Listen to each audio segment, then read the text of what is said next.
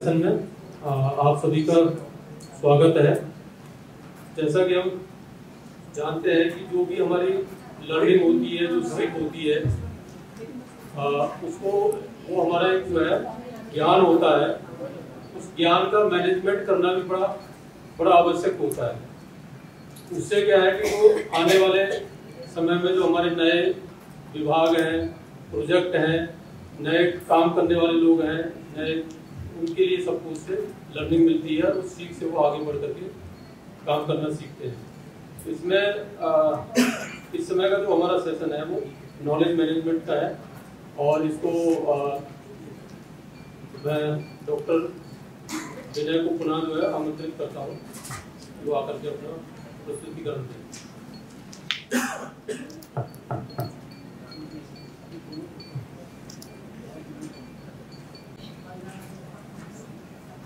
Good afternoon to all. Lunch के बाद आपका मेरा स्वागत है एक बार फिर। नॉलेज मैनेजमेंट एक प्रेजेंटेशन तैयार किया है। किसी भी परियोजना के अंतर्गत अगर कुछ अच्छा काम हो रहा है तो उसको प्रेजेंट करना बहुत आवश्यक है। उसको प्रेजेंट करने के लिए नॉलेज, ज्ञान जो हम लोग अपने डिस्ट्रिक्ट में, मान लीजिए एक डिस्ट्रिक्ट है पिथौरागढ़ की बात करते हैं। पिथौरागढ़ में भटेड़ी एक गांव है, वहाँ पर मुर्गी पालन का अच्छा काम हो रहा है। लास्ट टाइम हम वहाँ गए थे तो हमने देखा था कि मुर्गी पालन करीब 27 युवा ऐसे थे जो कि लौट के आए थे। रिवर्स माइग्रेशन का एक अच्छा उदाहरण था और वो लोग वहाँ पर आके उस कार्य को कर रहे हैं। यानी वो लोग दिल्ली या फिर मेट्रो सिटी से रिवर्स माइग्रेशन का उदाहरण दिया था, जिसको कि हमने डॉक्यूमेंट किया था। और वो गवर्नमेंट ऑफ उत्तराखंड की एक पुस्तक है जो कि न्यूज़ लेटर है, उसमें भी वो आर्टिकल पब्लिश हुआ था हमारा। तो ऐसे ही जो नॉलेज मैनेजमेंट है, हमको जो हमारी नई परियोजना है इसके अंतर्गत भी हमको आने वाली जो गतिविधियाँ हैं, जैसे हम अल्ट्रा पुअर फैमिलीज की बात कर रहे हैं, हमको 10,000 हाउस होल्ड कवर करने हैं, पैरावेट डेवलप करने हैं और यूथ जो है उनको, जो माइग्रेटेड यूथ हैं वो जो लौट के आए हैं उनको एंटरप्राइज से जोड़ना है। तो इसमें कुछ केसेस हमारे काफ़ी अच्छे निकल के आएंगे जो कि केस स्टडी के रूप में हम लोग उनको आगे पब्लिश कर रहे होंगे या डॉक्यूमेंट्री मूवी बना रहे होंगे या फिर उनको हम किसी और प्लेटफॉर्म पर शेयर करने की बात कर रहे होंगे। तो इसी संदर्भ में मैंने एक पीपीटी बनाने की कोशिश की है जिसको कि नॉलेज मैनेजमेंट का नाम दिया है। और इसमें दिखाई दिया है कि एक पेंसिल है छोटी सी एक, जिसमें कि अलग अलग प्रकार की नॉलेज से उस पेंसिल से एक पुस्तक पर, एक कॉपी पे उसको लिखा जा रहा है। तो कैलकुलेटर भी दिखाई दे रहा है, बल्ब भी है, ऐसे करके बहुत सारी उसमें नॉलेज शेयरिंग की वस्तुएं हैं जिसको कि हम लोग पेंसिल के माध्यम से लिखने की कोशिश कर रहे हैं यहाँ पर। लेकिन अब तो डिजिटल एरा है तो हम लोग उसको कंप्यूटर के थ्रू या फिर फेसबुक, ट्विटर और सोशल मीडिया हैंडल्स हैं उसके थ्रू हम लोग शेयर कर पाते हैं। नेक्स्ट, नॉलेज से ज्ञान प्रबंधन की अगर बात करते हैं तो इसमें सभी प्रकार के वो काम जिनसे कि हमें ज्ञान प्राप्त होता है उनको हम इसमें शामिल करते हैं और उनका सृजन करते हैं और उसको सम्यक रूप से प्रदर्शित करने के बाद उसको लोगों के बीच में डिसेमिनेट करते हैं उस सूचना को।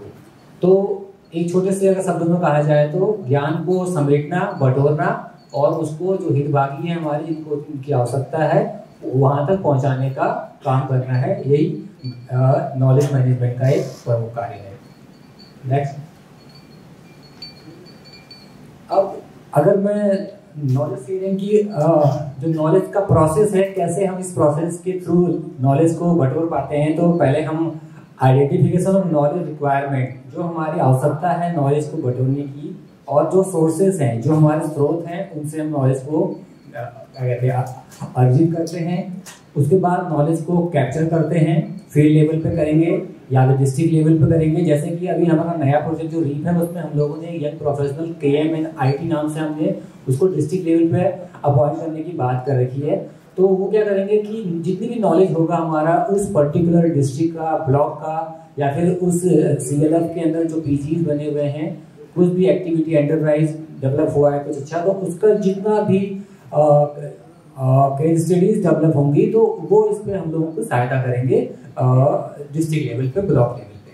तो ऐसे नेक्स्ट के बाद आते हैं knowledge digitalisation, evaluation and analysis. Knowledge का को डिजिटलाइज करना, उसके बाद मूल्यांकन करना और उसका विश्लेषण करना। थर्ड नंबर पे है नॉलेज क्रिएशन एंड जनरेशन। उसके बाद जब हम लोग उसका एनालाइज कर लेंगे, नॉलेज से क्या निकल के आ रहा है, फिर हम उसको जनरेट करेंगे कि कैसे उसको बनाएंगे और उसके बाद उसको जनरेट करेंगे। वो फॉर्म हो सकता है, क्या कहते हैं, डिजिटल मोड में हो सकता है, वो प्रिंटिंग मीडिया हो सकता है, वो किसी भी फॉर्म में हो सकता है। Next knowledge sharing and dissemination. जब वो एक बार हमारा किसी भी रूप में बन के आ जाएगा और केस स्टडी होगी, डॉक्यूमेंट्री होगा या फिर प्रिंट मीडिया मैंने बात किया अभी, तो उसको हम लोग क्या करेंगे, नॉलेज को हम शेयरिंग करेंगे जो हमारे स्टेक होल्डर्स हैं, जिनको उनकी आवश्यकता है। या फिर जैसा कि कल मीरा मैम भी कह रही थी, आप लोग काम तो अच्छा कर लेते हो लेकिन आप लोग उसको प्रेजेंट नहीं कर पाते हो अलग अलग प्लेटफॉर्म, जैसे चेलिंग फ्रेंडशिप की बात की थी मीरा मैम ने कि आप लोगों ने अच्छा इंस्टीट्यूट लिया और इसके तो गुणगान सभी लोग गा रहे हैं, लेकिन आप लोगों ने इसको पॉलिसी लेवल तक पहुंचाने का काम थोड़ा नहीं कर पाए हैं, ताकि ये जो हमारा फार्म बैंक की स्कीम थी उसमें शामिल रहता तो आप लोगों को 80% रिबेट इसमें मिल जाता फार्म मशीनरी बैंक टूल के अंतर्गत। तो थोड़ा सा कमी रही है नॉलेज मैनेजमेंट में हमारी तरफ से, लेकिन इस बार हमारा प्रयास रहेगा कि इस परियोजना के अंतर्गत इस नॉलेज शेयरिंग का जो कंपोनेंट है इसको हम लोग आगे ले जाएंगे और इसमें हम लोग भरपूर कोशिश करके नॉलेज शेयरिंग का जो हमारा कंपोनेंट है उसमें हम लोग बेहतर करके दिखाएंगे। और नेक्स्ट है कि वही पॉलिसी की बात मैंने कर दी है कि नेक्स्ट था। नेक्स्ट अब जो मैंने कहा था हमारे इस नॉलेज शेयरिंग को नेक्स्ट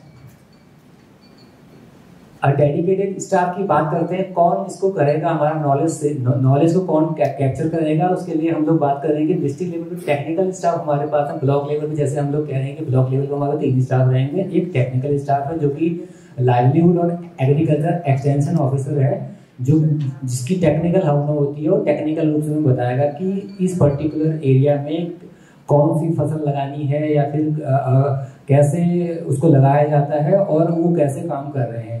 तो टेक्निकल हाउनों के साथ हम लोग इसको आगे लेके बढ़ेंगे डिस्ट्रिक्ट लेवल पे और ब्लॉक लेवल पे या फिर क्लस्टर लेवल पे जो प्राइमरी नॉलेज होगी वहाँ से आएगी। उसके बाद वो डिस्ट्रिक्ट लेवल पे जो हमारा केएम एसोसिएट में बात की थी आईटी जो हमारे अपॉइंट होंगे स्टाफ, वो इसको थोड़ा क्या कहते हैं फाइन ट्यून करेंगे। देन फिर ये जो manager KM at PMU level पे मैनेजर हमारे केएम रहेंगे जो इसको पीएमयू लेवल पे और रिफाइन करेंगे। देन फिर इसके बाद कुछ नॉलेज का मटेरियल हमारे पास रेडी होगा। उसके बाद इसका डिसेमिनेशन जो होगा knowledge share centre cluster level पे हम लोग जो सीएलएफ और एलसी फॉर्म होंगी वहाँ से भी हम नॉलेज शेयर कर रहे होंगे। और तीसरा एक सबसे अच्छी इस बार हमारा जो प्रोजेक्ट है इसमें एक एसडीजी लैब्स डिस्ट्रिक्ट लेवल पे 13 हर डिस्ट्रिक्ट पे एक सस्टेनेबल डेवलपमेंट लैब्स बनाने की बात की गई है। जैसा कि आप लोग जानते हैं कि उत्तराखंड जो हमारा राज्य है टोटल तो 17 जो कहते हैं एसडीजी गोल्स हैं उसमें 4 गोल्स ऐसे हैं जिसमें कि हमारा उत्तराखंड राज्य काफ़ी पिछड़ा हुआ है। नंबर 1 जो एसडीजी 1 है एंड पॉवर्टी पर काफ़ी हम लोग पिछड़े हुए हैं अभी। सेकेंड नंबर है जीरो हंगर जो एसडीजी गोल 2 है और एक गोल 5 है जो कि जेंडर इक्वलिटी की बात करता है और एक गोल 13 है जो कि क्लाइमेट चेंजेस पे की बात करता है। तो हमारे जो 4 गोल हैं इसको भी ध्यान में रखते हुए इस प्रोजेक्ट में एसडीजी लैब जो हमको 13 लैब बनानी है हर डिस्ट्रिक्ट में एक, इसके लिए प्रोविजन हमारा इस प्रोजेक्ट में किया गया है। अब हम बात करते हैं कि जो अब सूचनाएं भी हमारी इकट्ठी हो गई, ब्लॉक लेवल से भी सूचनाएं आ गई हैं और डिस्ट्रिक्ट लेवल पे भी आ गई हैं, पीएमयू पे आ गई। उसके बाद हम लोगों को इसको प्रिंट मीडिया पे करना है या सोशल मीडिया पे करना है, फेसबुक हैंडल पे करना है। उसके लिए हम लोग एक केएम वर्क के लिए एक इंगेजमेंट करेंगे किसी एजेंसी का जो कि इसको डिसेमिनेट करेगा फर्दर। नेक्स्ट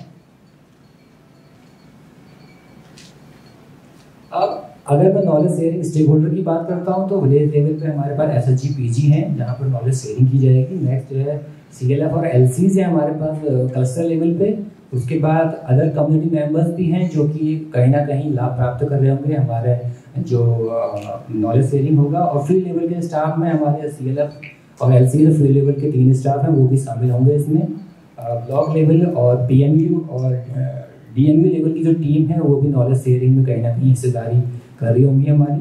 स्टेट लेवल और डिस्ट्रिक्ट लेवल के जो ऑफिशियल्स हैं हमारे CDOs हैं, DMM हैं और बाकी जो लाइन डिपार्टमेंट के लोग हैं वो भी इसमें हमारे स्टेक होल्डर्स होंगे कि स्टेक होल्डर नॉलेज शेयरिंग में हमारे साथ काम कर रहे होंगे।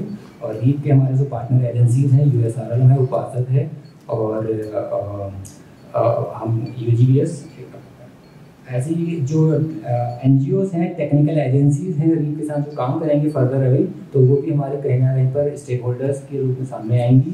पब्लिक रिप्रेजेंटेटिव्स जो हमारे साथ में जुड़े हुए हैं वो भी नॉलेज शेयरिंग में हमारे साथ आएंगे। मीडिया तो ऑब्वियसली मीडिया तो इसका रोल प्ले करता ही है।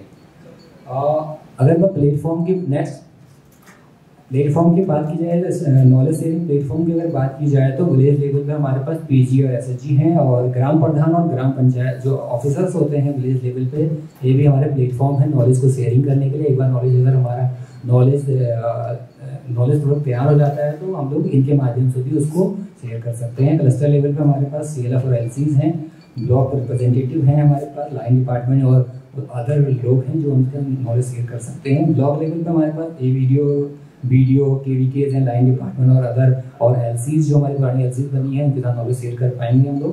डिस्ट्रिक्ट लेवल पे DMs हैं, CDO APD RD हैं, जिला पंचायत अध्यक्ष हैं, KVKs, line department, NGO board project और अदर पब्लिक रिप्रेजेंटेटिव्स हैं जो कि नॉलेज शेयरिंग के लिए हमारे साथ अच्छा प्लेटफॉर्म है। स्टेट लेवल पे हमारे PD CPD and other government representative project हैं, इनोवेटिव एजेंसीज हैं, KVK यूनिवर्सिटीज़ हैं हमारे पास और KM एजेंसीज के थ्रू तो हम उसको करेंगे। और हमारे पास जो MIS है हम डेवलप करने की बात करें, ऑलरेडी डेवलप है और उसको मॉडिफाई करने की बात कर रहे हैं, तो नॉलेज शेयरिंग हमारे MIS के थ्रू भी हम करेंगे। इसमें स्टडी जो और डॉक्यूमेंट्स हैं नॉलेज शेयरिंग करेंगे और ब्लॉग्स वगैरह के थ्रू भी हम लोग शेयर करेंगे। नॉलेज शेयरिंग सर्विसेज की बात करते हैं तो सर्विसेज में देखिए रेगुलर इंफॉर्मेशन सर्विसेज के लिए हम न्यूज़लेटर भी बनाएंगे इसमें, जो कि हमारा क्वार्टरली होगा या फिर 6 महीने में एक बार रिलीज होगा, या देखेंगे उसकी हमारी फ्रीक्वेंसी कैसे रहती है, देखना पड़ेगा एक बार कितना हमारे पास मटेरियल आ रहा है। सेकंड है वर्चुअल नॉलेज रिपोजिटरी, जैसे हमारे CPD साहब हैं वो ज़्यादातर टेक्नोलॉजी पर विश्वास करते हैं कि आप जो काम कर रहे हैं उसको तुरंत उसमें शेयर करें, तो ऐसे भी हमारे पास सूचनाएं आती रहेंगी तो हम लोग उसको एकत्र करने के बाद उसके लिए भी एक लीफलेट या फिर जो नॉलेज का लेटर है वो भी हम तैयार कर सकते हैं उसके through. Communication and awareness knowledge project की बात करेंगे तो poster, leaflet, brochure, flip chart and wall writing की लास्ट प्रोजेक्ट में वॉल राइटिंग किया था, जिससे कि गांव के लोगों ने जो स्लोगन लिखे गए थे उसको पढ़ के वो लोग जान जाते थे कि ये परियोजना हमारी ILS की परियोजना है और उसका हमने क्या कहते हैं कलर कोडिंग भी उसका पीला और लाल रंग से था, तो सब लोग समझ आ रहे थे कि ये ILS की परियोजना के अंतर्गत ही ये वॉल राइटिंग हुआ है। तो इसमें गांव लेवल पे क्योंकि क्या है कि जो हमारे स्टेक होल्डर है उनकी नीड अलग अलग है, गांव लेवल पे जो होगा वहाँ पर उनको फ्लिप चार्ट और लीफलेट और ब्रोशर के थ्रू हम लोग उनको समझा सकते हैं कि परियोजना क्या है, कैसे काम करती है।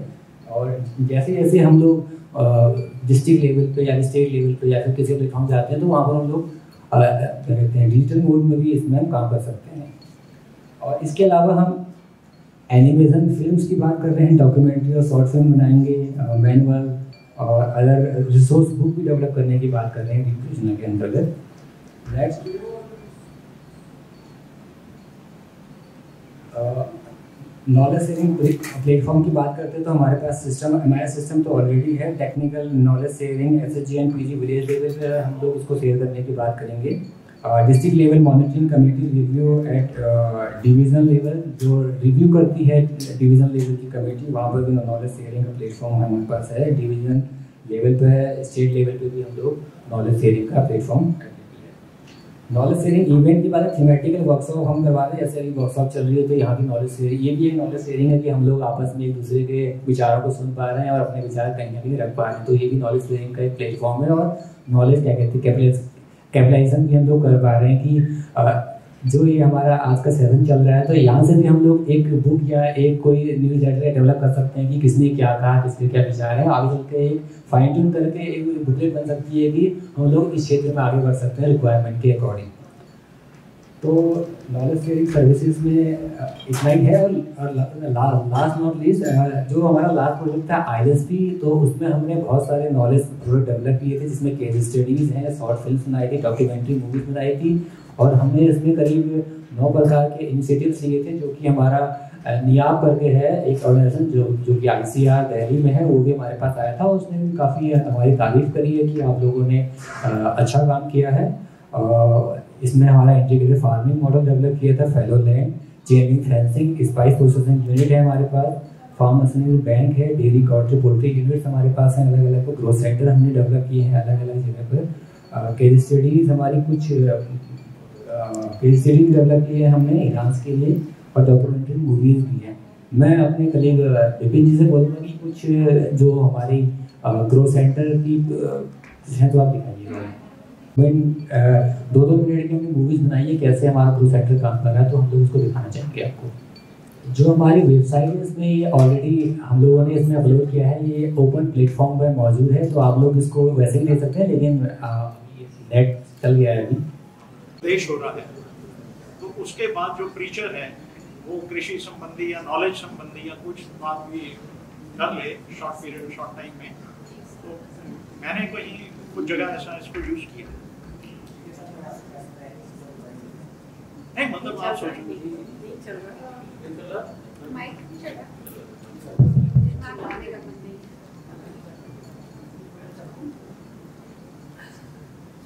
So thank you, Vinay. थोड़ा on the religious congregation part, actually क्या है ना कि इन टाइप के जैसे हेल्थ के जो प्रोजेक्ट्स चलते हैं उसमें religious congregation becomes a point of information dissemination, या वॉश का है जहां हम प्रमोट करना चाहते हैं कि everybody should wash and sanitation के बारे में, कूड़ा कचरा नहीं फेंको। ये जो है this is a very dedicated information for people engaged in certain activities. तो मंदिर में अगर 50 लोग हैं तो हो सकता है 12 लोग ये करते हो बाकी नहीं करते हो, तो it might be more challenging in the context of a project like this, है ना। ये जरूर है कि आप मंदिर में एक अगर आपको बताना है कि आपके RBI का लोकेशन कहाँ है, आप वहाँ लगा सकते हैं, बिकॉज फुटफॉल है, लोग आते जाते हैं तो देख लेंगे। But coming to your presentation Vinay, thank you, I had also seen it yesterday. मैं चाहती हूँ कि हम लोग सारे लोग जो यहाँ हैं थोड़ा सा एक बात पे सोचें कि हम लोग नॉलेज मैनेजमेंट को mostly as a post facto देखते हैं कि कुछ हो गया है फिर उसको डॉक्यूमेंट करो, फिर चाहे पॉलिसी लेवल के लिए अग्रेसिवली परस्यू करो, चाहे दूसरों को बताओ या जो करो। Actually knowledge management should not be so product oriented, it should be more performance oriented. और चूंकि हमारी ही एक आध प्रोजेक्ट में इसमें बहुत अच्छा काम हो रहा है, तो I wanted to share that we need people who are involved in. अक्सर टेंडेंसी क्या होती है प्रोजेक्ट्स में कि किसी को एक एडिशनल काम दे दिया जाता है कि अच्छा तुम अगर नहीं करते हो तुम नॉलेज मैनेजमेंट करो। नहीं, we need someone, and I am appealing to the PD who has the energy and drive to use knowledge for improving the performance of the project। तो वो कैसे है ना, देखिए जो आपने पहले कहा तमाम डिसमिनेशन प्लेटफॉर्म, ये क्या है कि हमने ये कर लिया है, अब हमको दूसरों को बताना है। That is one function of knowledge.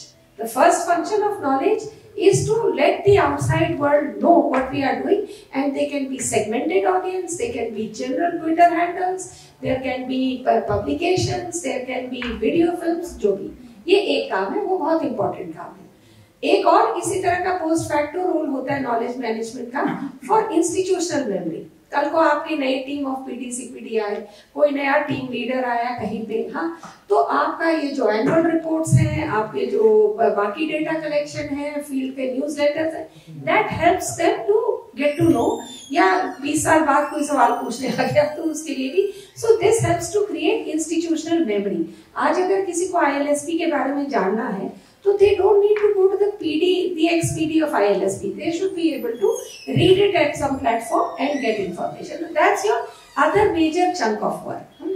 But the fundamental thing which we normally always miss out is that the core function of knowledge management is also to enhance performance of the project. अब ये कैसे होगा? तो for example, आपका hilly area है, अब मान लीजिए आपके किसी जगह कुछ किसान कोई एक नए उन्नत किस्म का बीज लगाए, तो आप लोकल लेवल पे ही हर डिस्ट्रिक्ट में या हर ब्लॉक में एक बंदे को आइडेंटिफाई करो who can make short videos using WhatsApp, using normal phone, हाँ, जो कि उस फार्मर से बात करके कैप्चर कर ले कि भाई ये बीज लगाने का उनको क्या फायदा हुआ, और फिर आप फार्मर्स ग्रुप जो आपके FPO बने, जो आपके CLF है, जो आपके लाइवलीहुड कलेक्टिव्स है, उनके ग्रुप्स बनाओ WhatsApp ग्रुप और उसमें शेयर करो कि देखिए ये किसान ने पहले बार बेबी कॉर्न उगा के देखा, उसको ये फायदा हुआ, या इसने नई तकनीक आप जानते हैं जैसे चेन लिंक फेंसिंग हो, चाहे सेरेटेड वो हो जो आप लोग अपने यहाँ जिस पे काम हो रहा था कि घास काटने में ऐसे दिक्कत होती थी, so they made it serrated so that the grass would cut more easily. तो इस तरह के जो लोकल इनोवेशंस होते हैं वो अक्सर फार्मर्स करते हैं, उसके लिए आपको ICAR और कहीं से लोगों को आने की जरूरत नहीं है, वो एक अलग लेवल का काम चलता है जो नेशनल लेवल पे या स्टेट के डिपार्टमेंट लेवल पे चलता है। बट एक्चुअली तो जो फार्मर जो किसानी कर रहा है उसकी जो समस्या, उसकी सॉल्यूशन वो पहले खुद खोजता है ताकि मैं क्या करूं कि जिससे ये आपकी चेन लिंक फेंसिंग भी it has emerged from the ground, है ना। तो हम लोग क्या करें कि जो इस तरह के grass root level innovations farmers कर रहे हैं उसका आप उसकी शॉर्ट वीडियो क्लिप्स बनाएं और दूसरों से शेयर करें, ठीक है। फिर आपको पता चल गया इस एरिया में ये फार्मर ने कुछ अच्छा काम किया है, नेक्स्ट कोई डिस्ट्रिक्ट लेवल मीटिंग है उसमें बुलाएं, हाँ। तो उससे क्या होता है कि जो काम हो रहा है वो that can be shared with others. दूसरे हमारे एक प्रोजेक्ट में मेघालय में जो नॉलेज मैनेजमेंट का फोकल पर्सन है वो सारे कोऑर्डिनेशन का काम करता है, हाँ। तो वो क्या है कि वीकली या फोर्टनाइटली मीटिंग टीम की अलग अलग डिपार्टमेंट्स, अलग अलग जो आपकी टीम में भी कोई MIS देख रहा है, कोई कंपोनेंट 1, कोई कंपोनेंट 2, और अक्सर एक दूसरे से बहुत बात नहीं कर रहे हैं, बहुत इंटीग्रेट नहीं कर रहे हैं, या कभी कम से कम वहां ये समस्या थी। तो नॉलेज मैनेजमेंट वाला जो बंदा था उसका टास्क था कि वो इन लोगों को 15 दिन में या हफ्ते में एक मीटिंग करे। उसका टास्क नहीं था, उसने खुद ये इवॉल्व किया था कि हम कैसे बेटर कोऑर्डिनेशन में हेल्प कर सके। भाई डिस्ट्रिक्ट लेवल पे तो CDOs करेंगे, बट हम लोग इंटर टीम कोऑर्डिनेशन पे अक्सर जोर नहीं देते। जो MIS वाला है उसको पता ही नहीं है कि हमको जेंडर पे रिपोर्टिंग करना है तो हाउ कैन आई कलेक्ट, और जो MNE या वो देख रहा है नॉलेज मैनेजमेंट, उसको स्टोरीज खोजनी है तो उसको जल्दी मिलती नहीं है। सो ये the knowledge management person should be very dynamic, who also acts as a bee in the team, है ना, कि वो यहाँ से वहां क्रॉस फर्टिलाइजेशन के लिए नए नए तरीके खोजे। मेघालय में ही एक एक्सपेरिमेंट नॉलेज मैनेजमेंट टीम ने किया था कि district level information dissemination centres सरकार के उससे, है ना।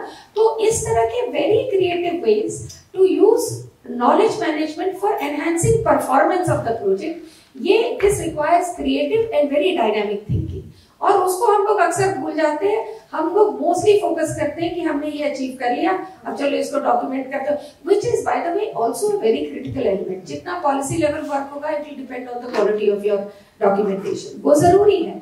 जो झाम साहब ने बोला वो भी बहुत जरूरी है कि आप जो ये पैकेजिंग वाले, जैसे कि आप तेज पत्ता और अखरोट दोनों की पैकेजिंग में खर्चा उतना ही करते हैं, whether one is worth the value or not, उसी तरीके से आप जब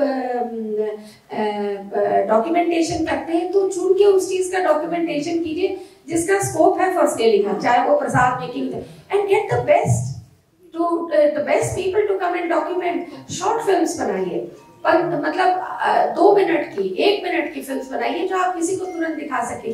देखिए कि आप एक इंटरनेशनल एजेंसी के साथ काम कर रहे हैं, हर चीज का एक इंग्लिश वर्जन तैयार रखिए, है ना, जो कि आप दिखा सके। तो my request is to look at knowledge management in its full scope and fully exploit that scope, because project gives you the funding for it, the manpower for it, and you have the connections. तो उसको थोड़ा सा देखिए।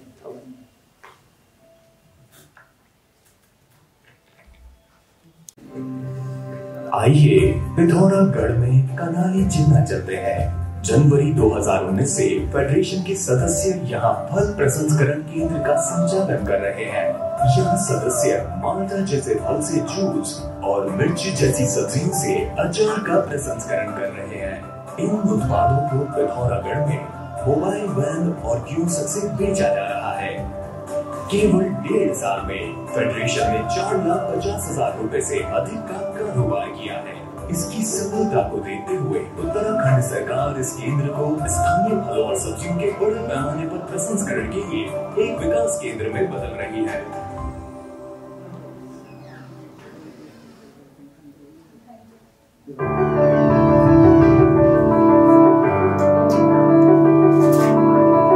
ये कहानी भटेरी के कुशल सिंह की है। पहले वो एक छोटा सा जनरल स्टोर चलाते थे। साल 2015 में ILSP पिथौरागढ़ के सहयोग से उन्होंने एक डेयरी प्रसंस्करण इकाई शुरू की। इसके बाद उन्हें डेयरी प्रसंस्करण के व्यापक प्रशिक्षण के लिए NDRI करनाल भी भेजा गया। उनके समर्पण और रुचि के कारण उनके व्यवसाय में जबरदस्त वृद्धि हुई है।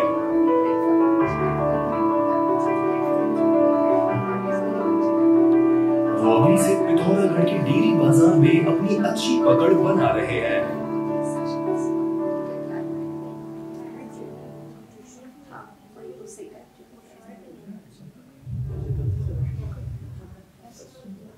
जिला प्रशासन और ILSP पिथौरागढ़ ने ग्रामीण उत्पादों को बेचने के लिए पिथौरागढ़ के बीच में एक हिनांस आउटलेट बनाया गया।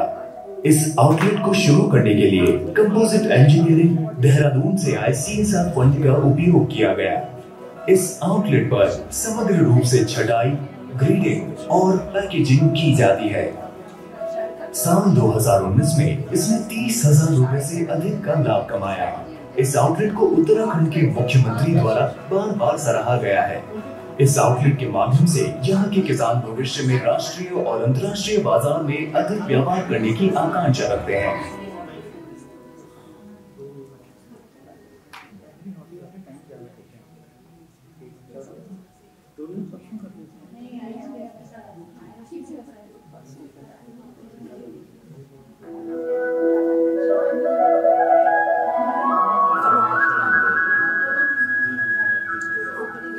मिट्टी की खुशबू आपको यहाँ खींच लाती है।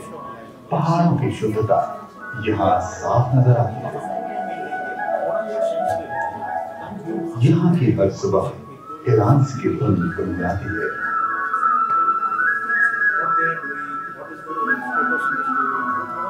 हमारी मेहनत की गूंज ये सारी वादियां सुनाती है।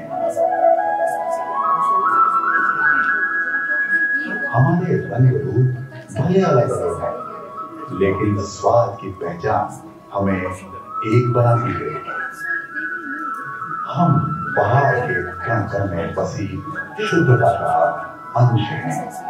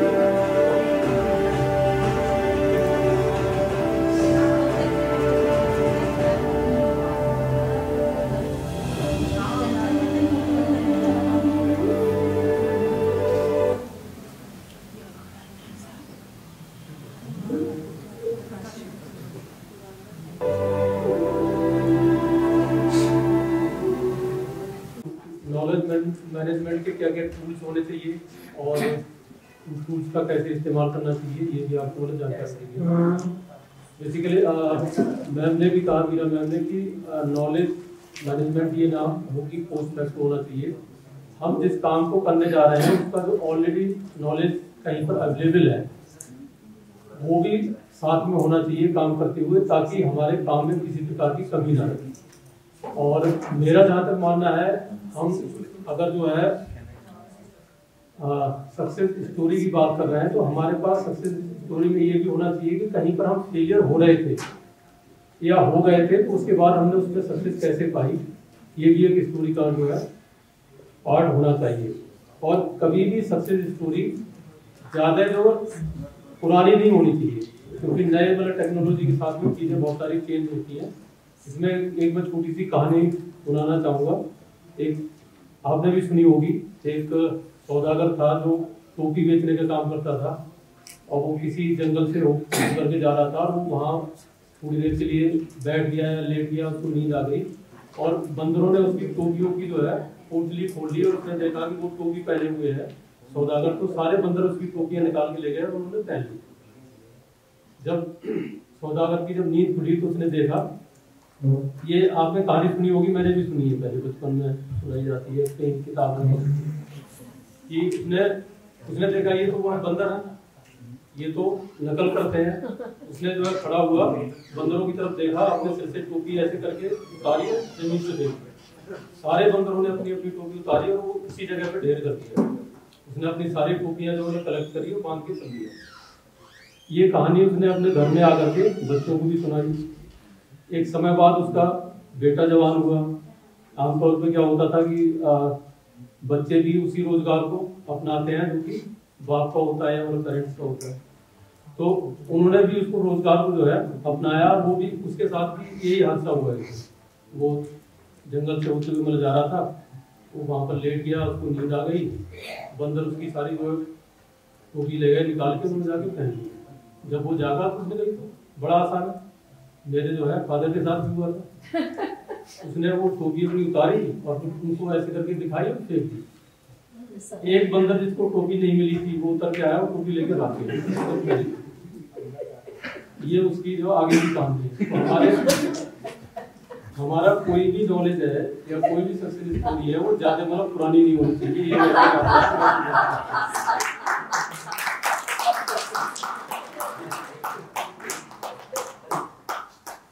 तो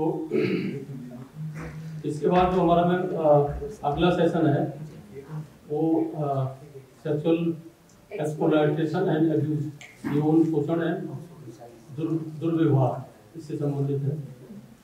तो वो हमारे हेडक्वार्टर से एक टीम है, so for the information of everyone, आप इफाइड या दूसरे भी जो इंटरनेशनल डोनर्स होते हैं, आप हम लोग के लिए एक तरह से मैंडेटरी है कि ये बदलाव होने के कारण क्या क्या घटित हो सकता है। बढ़ती ध्यान दीजिए थोड़ा सा। जैसे मैं थोड़ा सा उदाहरण देता हूँ कि ध्यान से सुनेंगे तभी मैं इस चीज को बात को कहूँगा।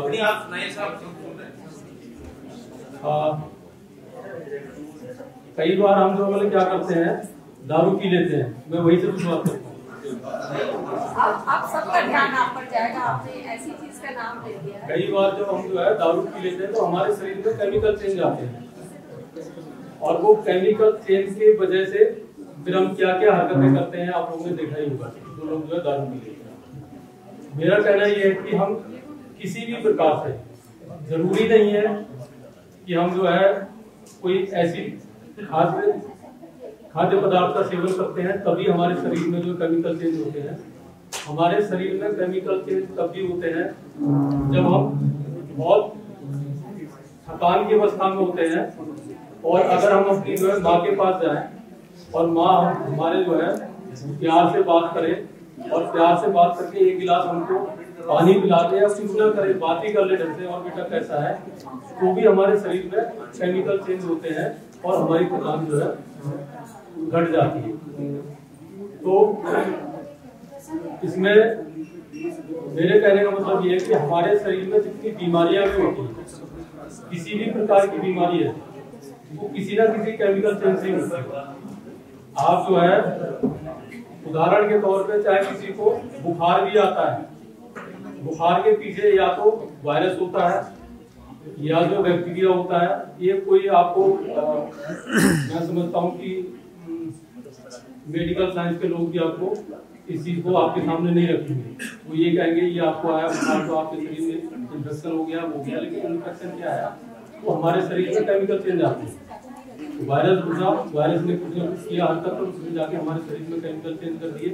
उस केमिकल चेंज से हमारे शरीर में इन्फेक्शन हो गया और इन्फेक्शन का हमको बुखार के रूप में वो देखने को मिल गया। कहीं ना कहीं जो है हमें अपना केमिकल बैलेंस को बनाए रखना चाहिए। अक्सर देखने में आया है कि हमारा शरीर, लोग कहते हैं ना, लोग क्या कहते हैं, हमने तो वेदों में, पुराणों में, जगह जगह या कहीं ना कहीं कहानियों में सुना है कि हमारा शरीर 5 तत्वों से मिलकर के बना है और ये बाद में 5 तत्व में विलीन होता है। आपको मालूम होगा वो जो है 5 तत्व कौन से हैं, जिसमें जल है, पृथ्वी है, अग्नि है, वायु है और आकाश है। हमारे शरीर में 72%, अगर आप लोग आपस में बातचीत करते रहो तो मेरा कहने का फायदा क्या है।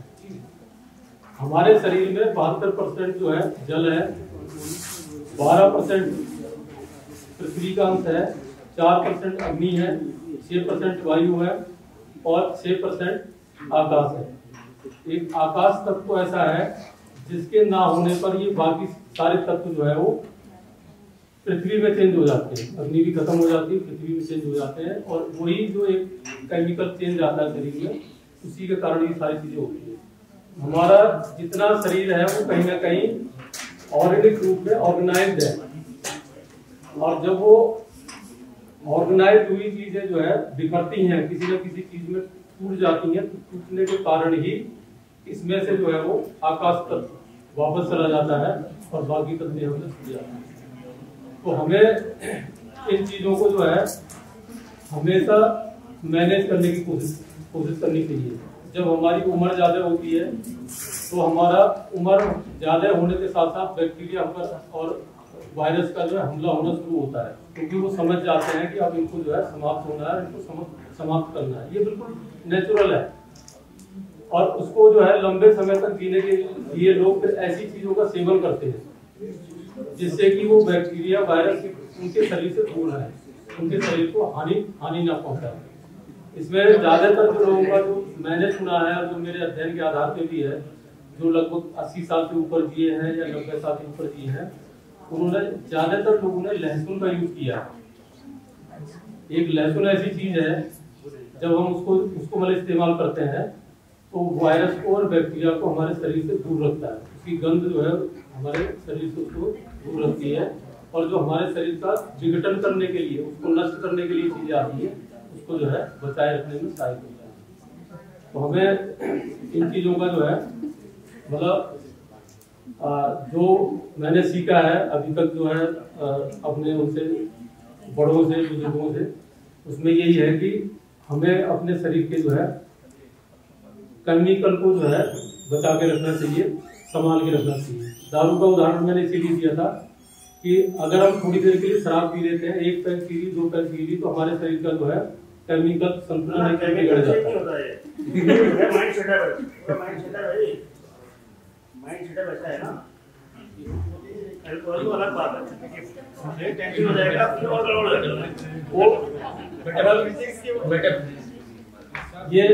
ये थोड़ा सा हटके बात है। अगर आप जो सर आपकी बातें सारी अभी तक हटके नहीं थी, पूरे मुद्दे पे ही थी। मैं थोड़ा हटके बात कर। हाँ चलो। आपने कहा कि दारू पीने से केमिकल चेंजेज हो जाते हैं। कभी कभी कोई आदमी ऐसा होता है ना, बगैर शराब पिए भी उसके केमिकल चेंजेज हो जाते हैं। हाँ बिल्कुल होते हैं, बिल्कुल होते हैं। अब अमेरिकन प्रेसिडेंट है जो बाइडेन, उनके परसों से केमिकल चेंजेज हो गए। 2400 करोड़ की उन्हें आयोडीन की गोलियां मंगवा दी कि जब न्यूक्लियर अटैक पुतिन करेंगे ताकि हम उसको रिस्टोर कर पाएंगे। उसका मैं क्योंकि मैं फिजिक्स का स्टूडेंट रहा हूँ, पूरा डिटेल में आपको नहीं बताऊंगा। बिल्कुल आपने सही बोला, केमिकल चेंज दारू से नहीं होते हैं, केमिकल चेंज किसी ने आपसे गलत शब्द बोल दिए उससे भी होते हैं। तुरंत केमिकल चेंज होता है, आपको मतलब गुस्सा आता है, आपको मारने वाले लोग जाते हैं, वो तो केमिकल चेंज है। मतलब केमिकल चेंज मैंने स्टार्ट किया वहां से, जिससे आपका टेंशन शुरू हुआ, केमिकल चेंज भी हो सकते हैं। सर मैंने फिजिक्स भी पढ़ी है। आपने जो खाना खाया, कोई ऐसा खाना खा लिया जो कि विषाक्त है, शरीर में केमिकल चेंज होंगे, आप जो है मर जाओगे, क्योंकि वो केमिकल चेंज इतने हो जाएंगे कि जो आपके शरीर को नहीं चाहिए। मैं इसमें एक चीज कहना चाहूंगा सर, क्योंकि मैं फिजिक्स का स्टूडेंट रहा हूँ, तो मैंने जब कंपटीशन लिया था तो फिजिक्स और फिलोसफी से लिया था।